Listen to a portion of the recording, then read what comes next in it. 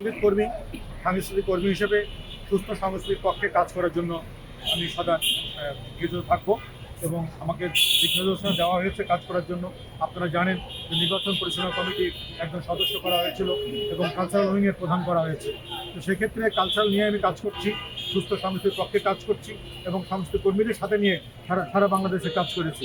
সবার আগে বাংলাদেশ এই শব্দটাকে প্রাধান্য দিয়ে আমরা সাংস্কৃতিক কর্মী যারা আছি সারা বাংলাদেশে বিভিন্নভাবে বিভিন্ন প্রোগ্রামের মাধ্যমেই সারা বাংলাদেশের মানুষের হৃদয়ের কাছাকাছি আমরা যাবো এই সঙ্গীত নিয়ে এবং সাংস্কৃতিক কর্মীদের সাথে নিয়ে। ধরনের বই পড়ি, আমি বই পড়তে খুব পছন্দ করি, কারণ আমি জানি যে যখন দীর্ঘ বছর আমাদের কাজকাম ছিল না, তখন এই সময়টা পার হয়েছে ঘরে বসে চর্চা করা আর ঘরে বসে বই পড়া।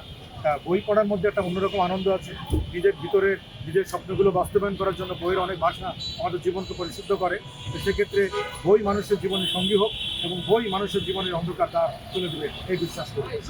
সূর্যকে নেভানো সম্ভব নয়। যে পরিবার সূর্য সমান সম্মান, যে পরিবার সারা পৃথিবীর কাছে একটা অন্যরকম ঐতিহ্য বহন করে, তাদের রাজনীতি, তাদের আদর্শ, তাদের কথাবার্তা, তাদের দিক নির্দেশনা, তাদের প্রতিশ্রুতি সব কিছু মানুষের বিচারে এটা আড়াল করা সম্ভব নয়। এই ইতিহাসকে ধামাচাপা চাপা দেওয়া সম্ভব নয়। মানুষ খুঁজে নিয়েছে, মানুষ বুঝে নিয়েছে যে পরিবার মানে বিশ্বাস, যে পরিমাণে আস্থার জায়গা, যে পরিবার মানেই সুন্দর দেশ গড়ার জায়গা। ঠিক আছে, ধন্যবাদ।